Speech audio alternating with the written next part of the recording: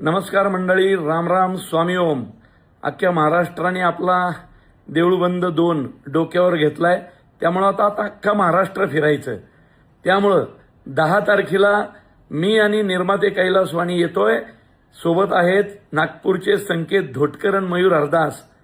तर मंडळी, आम्ही येतोय 10 तारखेला नागपूरला. त्यानंतर 11 तारखेला अमरावती, अकोला आणि शेगावला. मग 12 तारखेला